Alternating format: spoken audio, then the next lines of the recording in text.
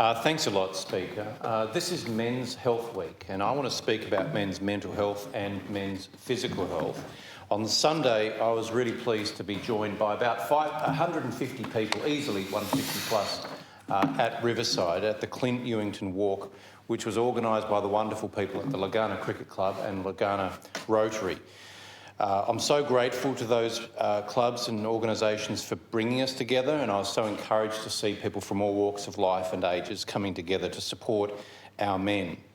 I particularly want to acknowledge Jamie Campbell and his work through Spoke to a Bloke, along with Jared Wells, Matt Dingen from Run for Change, Krista Meyer from the Legana Cricket Club and Claire Rechberger from Legana Rotary. They, among others, are wonderful people taking action in our local community. The turnout was encouraging, but also it reminded us that we have a lot of work to do.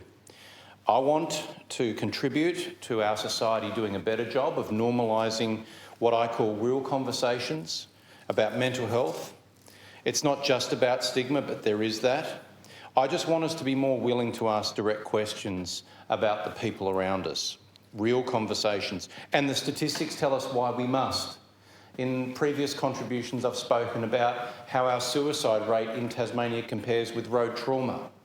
But we hear so much more about road trauma. We need to hear more about protecting lives from self-harm, especially for our men. We're 3/4 of our men. We're overrepresented in our suicide statistics here in Tasmania. Every day around our country, around 5 working-aged Australian men are taking their own lives.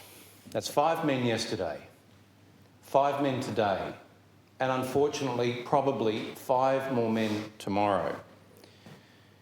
And left behind by every one of those men is a family, a group of friends, work colleagues, people who care about them, and certainly a community left behind asking whether there was something, possibly was there something more I could have done.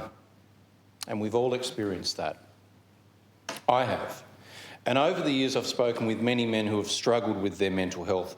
They've battled suicidal thoughts or found themselves in a place of deep hopelessness. And what strikes me is that most actually do not truly want to end their lives. And that was reflected in conversations that I had over our 10K walk on Sunday. Real conversations where people were sharing from the heart. What they do want is for the pain to stop. They want the pain to be over. I also experienced a realisation from my walk with one man and a real conversation that he shared with me. He really shone a light on something that helped me solve one of my unanswered questions, and that is that there is a lie involved. One of the most dangerous lies a man can tell himself is the idea that the people around him would somehow be better off without him. That the world might be better off without me. That my family, I'm such a burden, they'll be better off without me. That's the lie, Honourable Speaker and colleagues. That's the untruth. It's so false. But I recognise that it's the feeling and the belief that may be held by that man in his hour of darkness, in his time of need. I want to say that families don't recover from that loss entirely, and family and friends will carry that grief for years, and communities are losing people that are needed, that are valued, and that are actually, in fact, loved.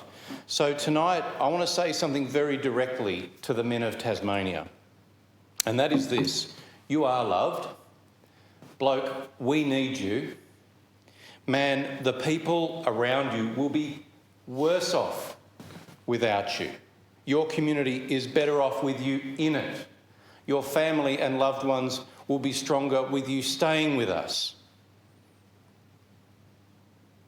And it's a message that I hope we can all take out of this Parliament and continue to promote. We need you. Your family needs you. Your state needs you. But please reach out for help, because we know that you're in a difficult place, a dark place. But there are people who care enough to want to help you through it, to help you live for tomorrow, and know that that would have been, as was shared with me in that real conversation, that would have been a bad decision. Honourable member's time has expired. Honourable member for